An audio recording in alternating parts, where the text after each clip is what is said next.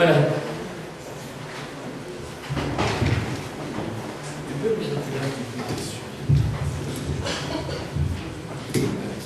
Voilà. Alors, le frère a dit qu'il allait écouter la parole de Dieu, mais moi je ne suis pas la parole, hein. C'est ce qui est écrit dans la Bible qui est la parole de Dieu. Hein. C'est ça qui est important. Moi je suis vraiment pleinement heureux ce matin, j'espère que vous l'êtes aussi, mais quand je vois comment le Seigneur dirige parfois toutes choses, pas parfois, mais comment le Seigneur dirige toutes choses, même notre culte, eh bien, je pense que le Seigneur a vraiment mis une parole sur ce qu'on va partager. Et je ne savais pas que mon frère, ce qu'il allait préparer, les chants qu'il allait choisir, mais écoutez bien ce que je vais méditer avec vous, et vous verrez que la première partie du culte a déjà préparé mon cœur. Vous croyez? Voilà, il y a une phrase qu'on entend souvent, ou que peut-être même vous avez vous-même parfois prononcée. C'est pas la joie. Hein? C'est pas la joie pour la maman qui a une famille avec plein d'enfants, faire la lessive, c'est pas la joie. Ou alors c'est la voiture qui est tombée en panne, alors c'est pas la joie. Ou bien le patron qui est exigeant avec moi, c'est pas la joie. Je peux continuer la liste? Vous en avez encore d'autres certainement. C'est pas la joie, c'est pas la joie. J'avais noté que c'est vrai, les enfants qui se sont incompris par des parents absents, ou le téléspectateur qui tremble devant les attaques terroristes, etc. Et le chrétien n'est pas exempt de ces sources d'angoisse. Et pourtant, ce n'est pas la joie, aurait pu dire l'apôtre Paul lui-même.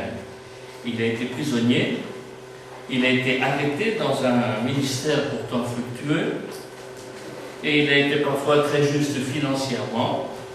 Il a été attristé par le comportement de certains croyants, et même à certains moments, il a eu beaucoup d'inquiétude pour ses amis proches qui étaient malades.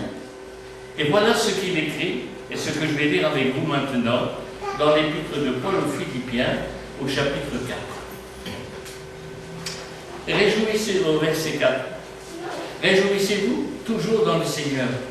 Je le répète, réjouissez-vous. Que votre douceur soit connue de tous les hommes. Le Seigneur est proche. Ne vous inquiétez de rien, mais en toute chose faites connaître vos besoins à Dieu par des prières et des supplications avec des actions de grâce. Et la paix de Dieu qui surpasse toute intelligence gardera vos cœurs et vos pensées en Jésus-Christ. Au reste, frères, tout ce qui est vrai, tout ce qui est honorable, tout ce qui est juste, tout ce qui est pur, tout ce qui est aimable, tout ce qui mérite l'approbation, ce qui est vertueux et digne de louange, soit l'objet de vos pensées. Ce que vous avez appris, reçu et entendu de moi, et ce que vous avez vu en moi, pratiquez-le, et le Dieu de paix sera avec vous. Amen. Amen. Alors, quand on lit ça, quand on sait combien Paul a souffert, on se dit, mais est-ce que Paul n'est pas un peu masochiste? Comment se réjouir toujours? Il est fréquent que les soucis de la vie, grands ou petits, nous rendent mélancoliques, tristes, déprimés.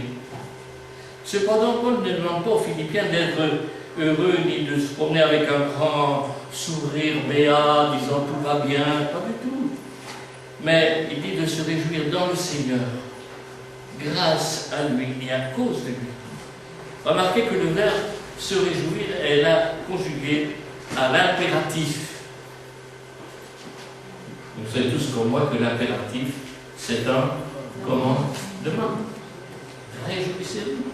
Ce n'est pas essayer de vous réjouir, mais réjouissez-vous.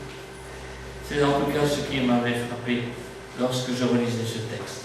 Et pour être sûr que les Philippiens entendent bien ce qu'il dit, il ne le dit pas une fois, mais il le dit 2 fois. Ben, vous pouvez le dire, ne me dérange pas. Il le dit 2 fois. Ça arrive que parfois nous on est sourds quand le Seigneur parle, alors il a besoin de répéter. Enfin, bref, continuons. Alors comment se réjouir, c'est vrai? La joie du croyant doit être, je pense, Et ceux qui étaient là ont joué, j'ai déjà parlé un peu de la joie d'Habacuc, quand il parlait du salut. Mais c'est vrai que la joie du croyant doit être indépendante du jour, du temps ou des difficultés inhérentes à la vie. Paul était lui-même un excellent exemple dans la mise en pratique de ce commandement, car il se réjouissait en Dieu, même lorsqu'il était persécuté, même lorsqu'il était en captivité, et que même parfois il était menacé de mort. Après la Pentecôte même, les apôtres commencèrent à annoncer la bonne nouvelle de Jésus-Christ, et ils furent mis en prison et battus. Or, il est écrit d'eux à la sortie, ils se retirèrent tout joyeux de ce que Dieu les avait jugés dignes de souffrir pour les outrages de Jésus-Christ. Alors je me pose une question, et je vous la pose. Est-ce que mon Dieu a suffisamment de valeur pour que je me réjouisse en lui?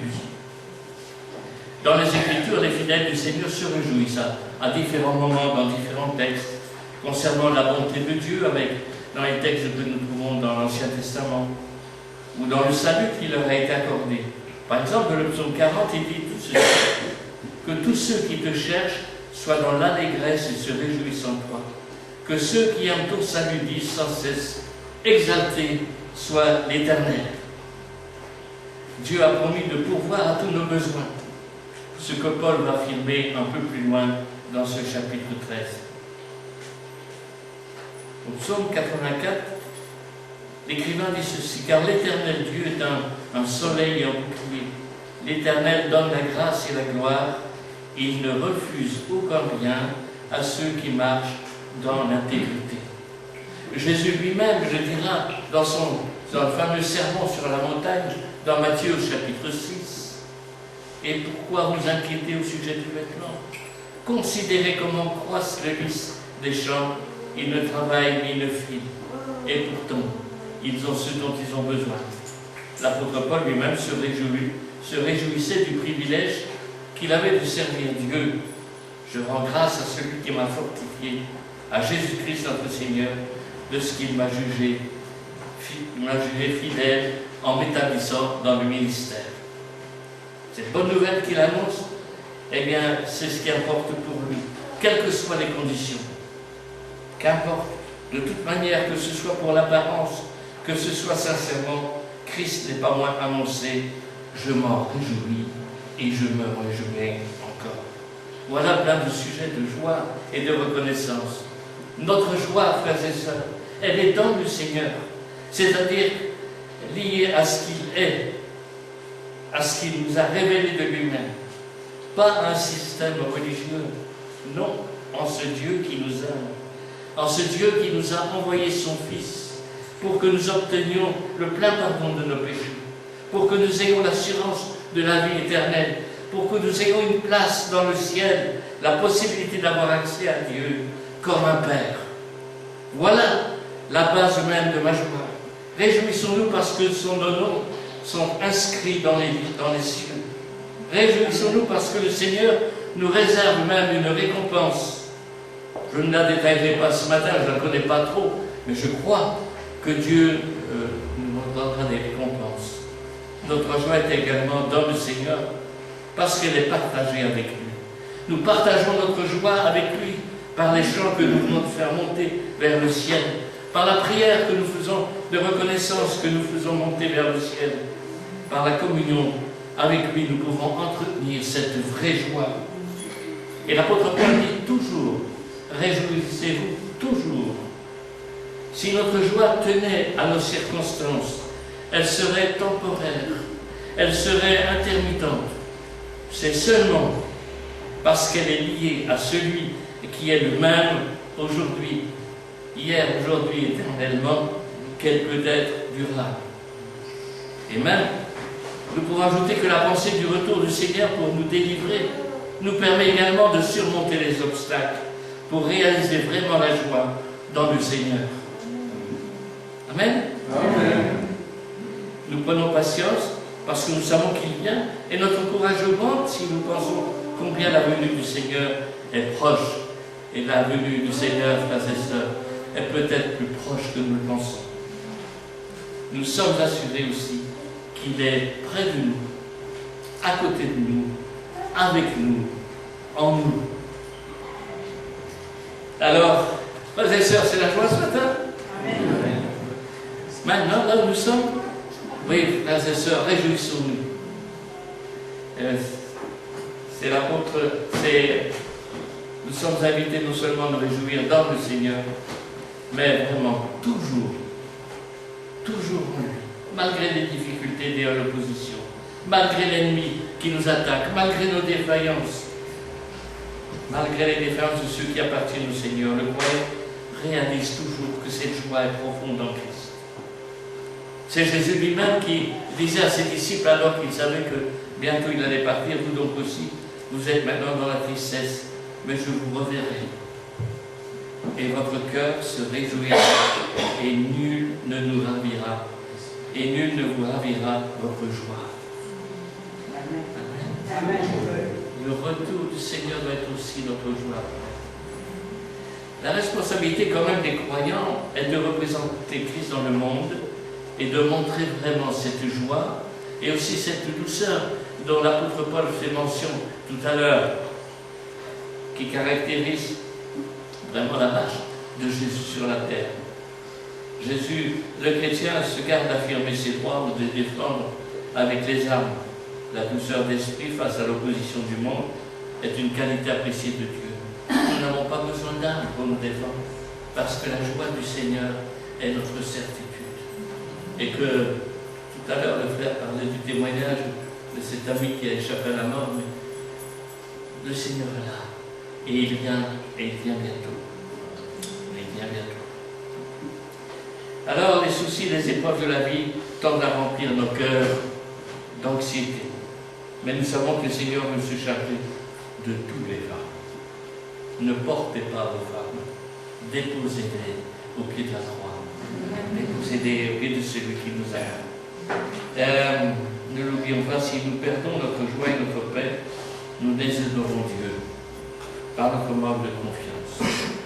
Jésus répète 3 fois dans le sermon sur la montagne: ne soyez pas en souci. Ne soyez pas en souci.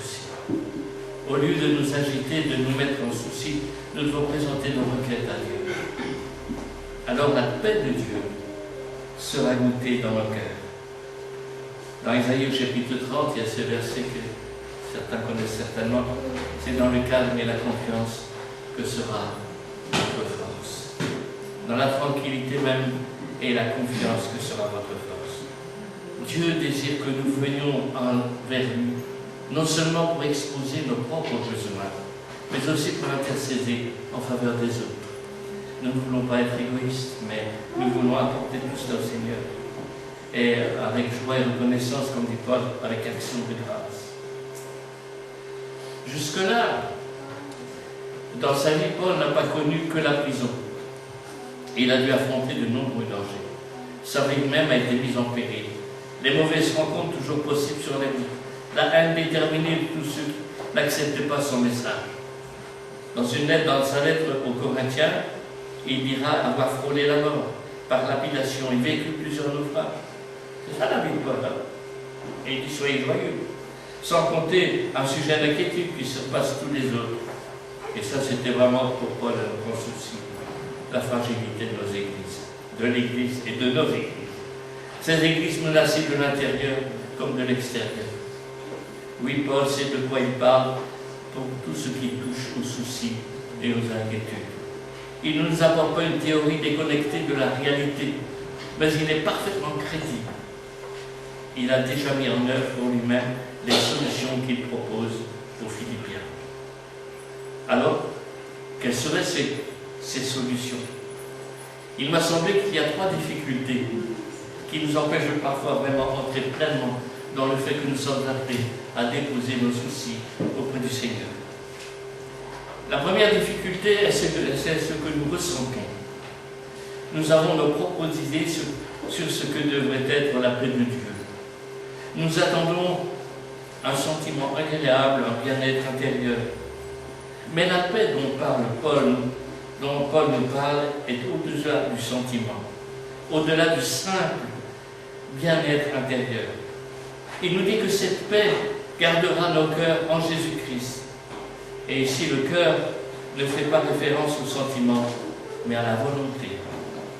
Si la paix de Dieu était fondée sur nos sentiments, elle serait fluctuante, changeante, comme sur tous nos sentiments.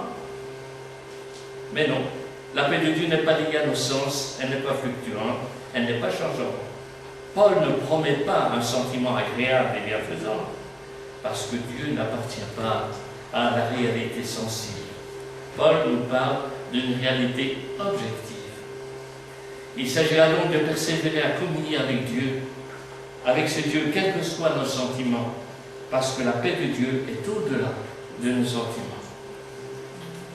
Et la deuxième difficulté, me semble-t-il, est celle de notre intellect, de nos raisonnements, surtout les Européens. Je pense que parfois nos frères africains ont une leçon à nous apprendre où il faut plus spontanément confiance à la parole de Dieu. Nous sommes des petits-fils de Pascal et autres, et Voltaire et compagnie. Ça, c'est quelque chose de terrible. Ce que Paul évoque, c'est une paix qui surpasse toute intelligence. Une paix qui gardera nos pensées en Jésus-Christ. Comme il est difficile devant un problème qui paraît sans solution, de ne pas essayer à tout prix d'imaginer un scénario heureux, de ne pas essayer de nous rassurer nous-mêmes par nos propres moyens. Nous nous imaginons une solution et nous voilà un peu rassurés. Nous pourrons toujours espérer que cette solution se réalisera. Mais si nous n'entrevoyons aucune solution, alors c'est là que ça devient difficile. Nous ne pourrons pas trouver un réconfort dans notre réflexion, dans notre imagination, dans notre intelligence propre. Pourtant, si nous réfléchissons, nous fions à notre propre raisonnement, c'est encore essayer de trouver une solution pour nous-mêmes, par nos propres forces. Ou bien reconnaître que trop souvent, nous avons tendance à faire confiance à nos propres raisonnements, plutôt qu'à Dieu. Cette paix ne s'explique pas. Il s'agira donc de persévérer à communier avec Dieu, quels que soient nos raisonnements, parce que la paix de Dieu est au-delà de nos raisonnements, ni sentiments, ni raisonnements. Enfin, il y a une troisième difficulté qui risque de nous décourager encore plus que les deux précédentes, c'est l'absence de résultats. Voilà. Parfois nous prions et rien ne change. Nous doutons bien que Paul ne nous dit pas, par la prière, faites connaître vos demandes à Dieu et vos problèmes trouveront une solution.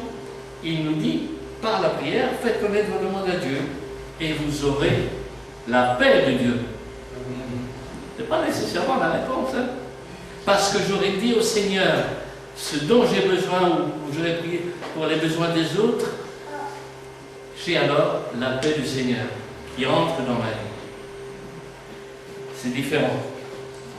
Ce n'est pas ce qui nous promet, c'est la paix de Dieu. Voilà. La conviction, l'assurance que de toute façon, tout est bien parce que nous vivons et rien n'échappe à Dieu. Parce que Dieu connaît nos circonstances, parce qu'il est le Tout-Puissant, parce que la délivrance interviendra au moment opportun. Il s'agira de persévérer, de communier, quelles que soient nos circonstances, parce que la paix de Dieu est au-delà des circonstances. Monterland disait que plus un être est intelligent, moins il conçoit de drames. Que la fonction première de l'intelligence, c'est de dissiper les drames, que, comme le soleil dissipe les nuées, nous pouvons alors exterminer les monstres, ces monstres qui sont des fous drames. J'ai voulu mettre en relation ce texte que disait Monterland concernant l'intelligence avec tout ce que Paul vient de dire sur l'intelligence de Dieu. Voilà pourquoi il nous faut l'intelligence de Dieu. Et ce qui peut favoriser cette intelligence de Dieu, c'est de nous détacher de plus en plus de nos inquiétudes, de nos soucis, qui ne viennent pas de Dieu, et nous concentrer sur ce qui pourra nous rapprocher de lui. C'est pourquoi Paul nous invite à nous rendre attentifs et à focaliser notre attention sur tout ce qu'il y a de vrai, de noble, de juste, de pur, de digne d'être aimé, d'être honoré, ce qui a de la vertu, ce qui mérite l'éloge. Au lieu de nous concentrer sur nos soucis, concentrons-nous sur ces bonnes choses, sur cette intelligence, c'est ainsi que progressivement, nos propres pensées nous abandonneront et que nous serons de plus en plus imprégnés des pensées de Dieu qui a des projets de bonheur à notre égard. Alors, prenons la paix que Dieu nous offre. Une paix qui se fonde non pas sur nos sentiments, une paix qui ne se fonde pas sur nos raisonnements, une paix qui ne se fonde pas sur nos circonstances, une paix qui se fonde sur l'intelligence de Dieu. À la fin de l'épître, l'apôtre se place au-dessus de toutes les circonstances. Ayant rejeté tous ses soucis sur Dieu, il peut se réjouir de ce qui a mis son amour dans le cœur des Philippiens. En effet, il dit que ceux-ci ont pris part aux afflictions de Paul, l'aidant à subvenir à ce besoin. Abandonné par un grand nombre de croyants, Paul a apprécié le sacrifice consenti par les saints Philippe. L'amour qui les avait conduits à penser à l'apôtre était reçu par Dieu comme un fruit précieux. Comme il dira au verset 18, c'est un sacrifice acceptable. Paul n'est pas insensible aux circonstances qu'il traverse, mais il réalise le grain de contentement lié à la piété. La force de Christ vient au secours de sa faiblesse. Il peut toutes choses en celui qui le fortifie. Il a appris à être content dans la richesse et la pauvreté. Malgré les privations, il ne se plaint pas. Et si même il a parfois de l'abondance, il ne dit pas que tout cela vient de Dieu. Il est enseigné par la parole de lui-même, soumis à la volonté du Seigneur. Le prisonnier expérimente la fidélité. Toutes ces choses, c'est la personne de Paul. Et pourtant, il nous dit que nous devons faire confiance et nous réjouir en toutes choses. Ce matin, je voudrais lire ce passage qu'il donne aux Colossiens. C'est pour cela que nous aussi, depuis le jour où nous avons été informés, nous ne cessons de prier Dieu pour vous et de demander que vous soyez remplis de la connaissance de sa volonté en toute sagesse et intelligence, pour marcher d'une manière digne du Seigneur et lui être entièrement agréable, portant des fruits de toutes sortes de bonnes œuvres, croissant dans la connaissance de Dieu, fortifié à tous égards par sa puissance glorieuse, en sorte que vous soyez toujours et avec joie, persévérants et patients. Et en terminant, en pensant à l'église d'Amiens, j'ai voulu, non pas paraphraser Paul, mais ça ressemble un peu à une paraphrase, mais je voudrais vous lire ce texte et vous dire que vraiment c'est vraiment ce que j'éprouve pour l'église d'Amiens. C'est pour cela que moi aussi, depuis le jour où je vous ai connu, je ne cesse de prier pour vous et demande au Seigneur que vous soyez remplis de la connaissance de sa volonté, prenant de sages décisions, parce que renouvelés dans l'intelligence spirituelle. Vous marcherez d'une manière digne du Seigneur, lui étant agréable, fidèle dans vos engagements, grandissant dans la connaissance de Dieu. Ainsi, renouvelés à tous égards par la puissance du Saint-Esprit, vous soyez un peuple toujours joyeux, toujours persévérant, toujours patient. Amen. Amen.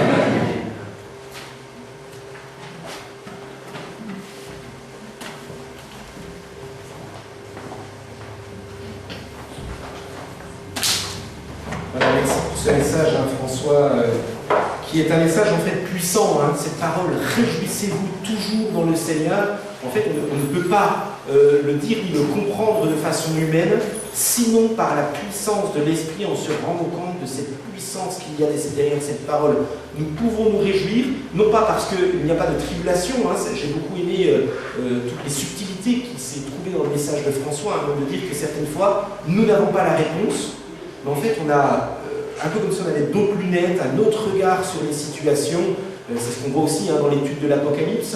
L'étude de l'Apocalypse, c'est vraiment un livre non pas pour faire peur aux croyants, un livre qui est là pour réjouir et qui dit que même dans les tribulations, même face à toutes les angoisses que nous pouvons avoir, en fait, on est calme, on est stable, parce qu'on a un rocher sur lequel nous pouvons nous appuyer. Merci beaucoup pour cette parole, cet encouragement. Réjouissez-vous dans le Seigneur. Je vais, Agnès, peut-être qu'elle est avec les enfants. C'est ça? Eh bien, je vais faire les annonces, non? Eh bien, elle va ramener. Alors, peut-être juste Alors, juste une annonce. Dans 2 semaines à peu près, on va commencer les travaux dans l'église pour repeindre un petit peu les locaux. Donc toutes celles et tous ceux qui ont des talents, un minimum, il ne faut pas être excellent en bricolage, hein, on arrive à conduire, mais au moins même pour couper les laits ou quoi que ce soit. Donc dans 2 semaines, on va commencer à faire les travaux pour redonner un petit peu de peps à l'église. Et puis, donc je vais te laisser tout approcher, pas de souci.